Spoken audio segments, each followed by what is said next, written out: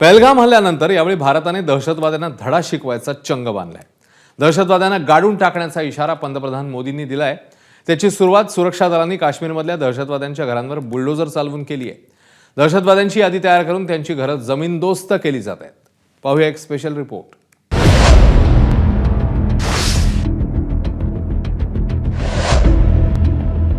पहलगाम मधल्या निष्पाप पर्यटकांवरच्या हल्ल्यानंतर सरकारनं आता दहशतवाद्यांविरोधात आक्रमक मोहीम उघडली आहे। एकीकडे दहशतवाद्यांचा शोध घेण्यासोबतच त्यांच्या घरांवर बुलडोजर चालवण्यात येतोय। आतापर्यंत जम्मू काश्मीरमध्ये 6 दहशतवाद्यांची घरं उद्ध्वस्त करण्यात आली आहेत। या दहशतवाद्यांची घरं आयडी स्फोटांनी उद्ध्वस्त करण्यात आली आहेत।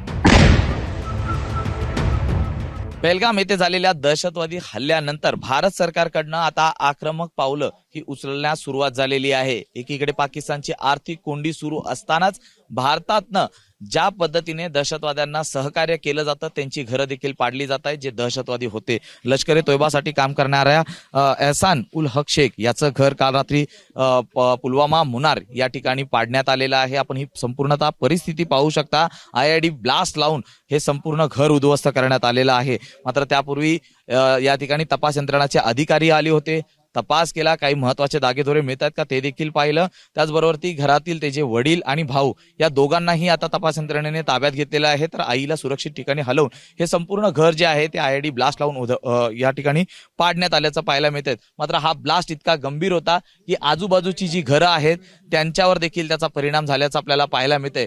आपण जर पाहिलं तर शेजारी पाजारी जे आहेत त्यांच्या घरांच्या काचा फुटलेल्या आहेत। मी सध्या ज्या ठिकाणी उभा आहे त्या ठिकाणचं हे जे घर आहे ते देखील संपूर्णतः उद्ध्वस्त झालेलं आहे, कारण त्या घराच्या शेजारीच हे घर होतं।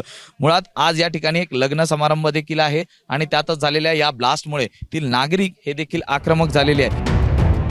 शोपियान येथील छोटीपुरा येथील लष्कर ए तोयबा या संघटनेत सक्रिय असलेल्या शाहिद अहमद कुट्टी याचं घर IED ब्लास्ट लावून उडवण्यात आलंय। शाहिद हा मागील 2 वर्षांपासून दहशतवादी संघटनेत सक्रिय आहे। त्याचा भाऊही गेल्या 2 वर्षापासून तुरुंगात असल्याची माहिती शेजाऱ्यांनी दिली आहे। त्याच्या वडिलांना आता सुरक्षा दलांनी ताब्यात घेतलाय। शाहिद रहता था, वो अभी कितने दिनों से घर पे नहीं था? कौन कौन घर में थे? जब वो यहाँ से निकला तब से देखा है नहीं किसी ने। जब से वो यहाँ निकला। कब निकला था ये? उसका 2 साल हो गया। 2 सालों से किसी ने देखा ही नहीं उसको। घर में कौन कौन था? देखा ही नहीं। उसका बहन था 2 और भाई था, भाई ये 2 था इसके बगैर। एक भाई जब वो गया था तो दूसरा भाई उठाया, वो जेल में था। एक भाई था वो भी बेचारा ठीक नहीं था। बस वही, और बाप और बहन 2 वो यहीं पर रहते हैं। दुसरीकडे भारतीय सैन्यानं दहशतवाद्यांना ठेचून मारण्यासाठी कंबर कसली आहे। काश्मीरच्या शोपियान आणि पहलगाम मध्ये घरांची झाडाझडती सुरू आहे। शेकडो संशयित ताब्यात घेण्यात आले। पहलगामच्या हल्ल्यानंतर केंद्र सरकारला लष्कराकडून काश्मीरच्या सुरक्षेसंदर्भातला ऑडिट रिपोर्ट सादर करण्यात आलाय।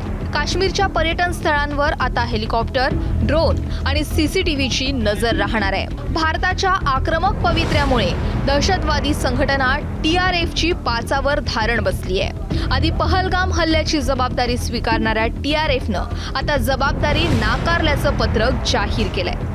दहशतवादी कारवाया करून भारताला अस्वस्थ करू पाहणाऱ्या दहशतवाद्यांची आता खैर नाही, हेच अशा कृतीतून दाखवून द्यावं लागेल। सूरज सावंतसह ब्युरो रिपोर्ट, ABP माझा, श्रीनगर।